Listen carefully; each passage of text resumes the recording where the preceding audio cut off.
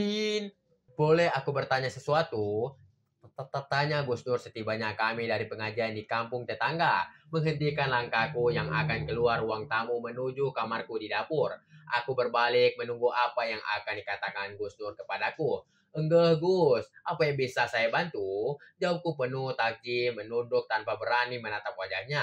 Ada perasaan bersalah yang terus mengusik hatiku. Benarkah kamu mencintai Ningsara? Pertanyaan Gus Dur membuatku semakin mendudukkan wajah. Masih pantaskah aku bersanding dengan Ningsara setelah perbuatanku dengan Ning Isma dan Zainab?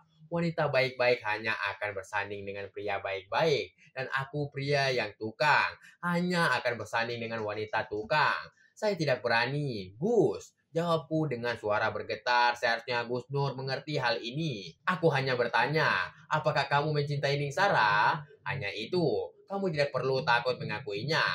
Aku tidak akan semurka Nyai Aisyah. Buktinya aku tidak marah saat kamu dengan Ning Isma. Jawab Gus Nur membuatku seperti kehilangan tenaga untuk tetap berdiri tegak di hadapannya. Gus, kenapa harus menyinggung masalah kami? Bukankah kamu bisa mengusir kami sekarang juga? Wajahnya menahan marah dan aku sempat melihat matanya berkaca-kaca. Jelas perkataan Gus Nur sudah menyinggung perasaan Ning Isma.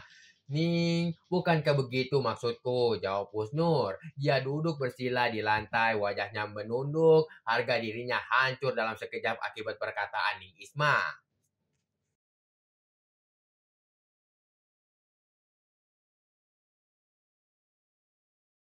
Sudah jelas maksudmu seperti itu. Sudah waktunya kamu memutuskan untuk menceraikanku sehingga kita tidak perlu terus-menerus menumpuk dosa. Ning Isma semakin memojokkan Gus dengan semua perkataannya yang tajam. Seakan Gus Dur tanpa memberikan kesempatan membela diri. Hal itu sudah sering kita bahas, tidak ada lagi yang perlu kita bahas. Jawab Gus Nur bangkit dari duduknya tanpa menoleh ke arahku maupun Ning Isma. Aku harus mengikuti. Gus Nur, gumamku pelan teringat dengan perkataan Gus Nur kemarin membuatku merasa was-was. Tidak perlu. Biarkan dia merenungi semua perbuatannya. Jika Ning Isma, dia memegang tanganku, mencegahku mengikuti Gus Nur. Tidak bisa Ning, aku takut akan terjadi sesuatu. Jawabku tegas.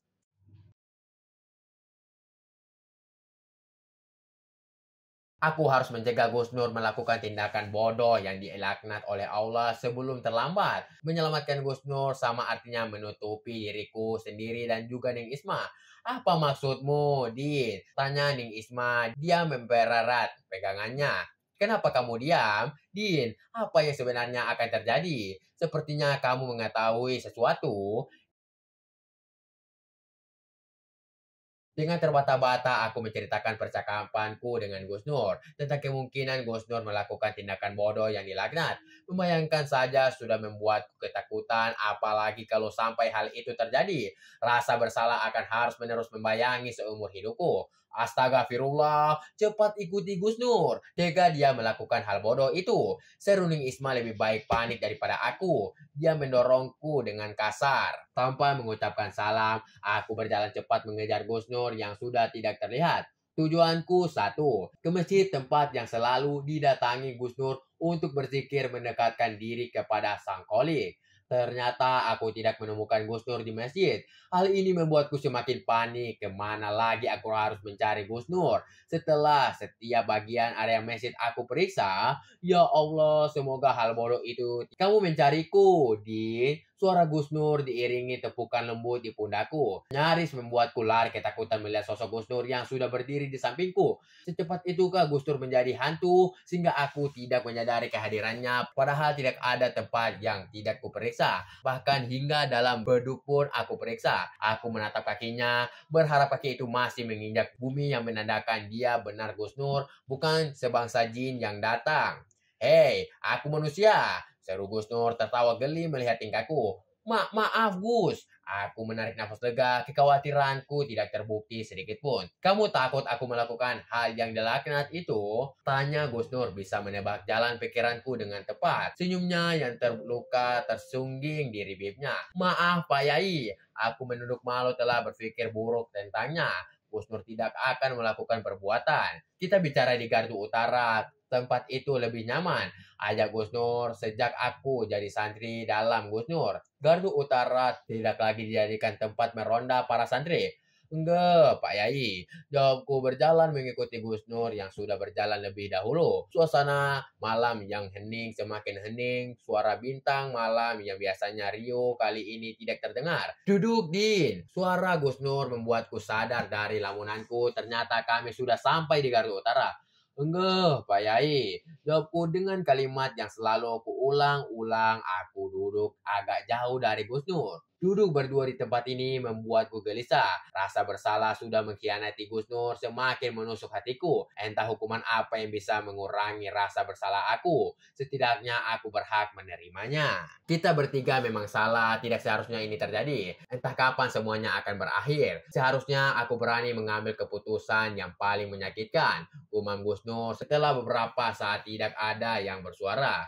Enggak, jawabku menunduk memperhatikan kakiku yang bergerak gelisah. Semuanya sudah terjadi dan harus diakhiri secepat mungkin sebelum oleh orang lain. Menurutmu, apa yang harus kita lakukan? Gus Nur menatapku, tangannya terlulur menawari rokok kretek kesukaannya. Aku menatap ragu ke arah rokok yang dipegang Gus Nur. Namun akhirnya aku menerimanya setelah Gus Nur tetap memaksa menawariku. Saya nggak tahu, Gus. Jawabku disertai hembusan asap rokok yang asapnya langsung sirna dihantam angin. Untuk sementara aku akan mengizinkan kamu, istriku, hingga Gus Nur termerung. Dia tidak melanjutkan perkataannya. Matanya menerawang berusaha menembus kegelapan malam. Seperti itulah masa depan manusia. Gelap dan tidak bisa diterka. Maksudnya apa, Yai? Tanyaku dengan suara bergetar, entah apa yang sedang dipikirkan oleh Gus Nur sehingga dia berbicara seperti itu. Untuk sementara, aku akan mengizinkanmu. Kamu boleh nih, Isma, hingga dia. Atau hingga aku bisa memenuhi kewajibanku sebagai seorang suami.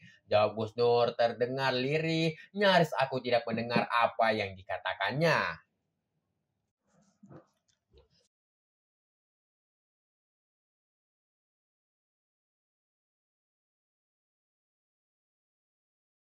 Oke guys, jangan lupa like and subscribe channel kami, biar tidak ketinggalan update video-video berikutnya. Jika ada kekurangan, saya minta maaf. Dan jika ada kelebihan, tidak usah dikembalikan karena saya orang yang ikhlas. Terima kasih.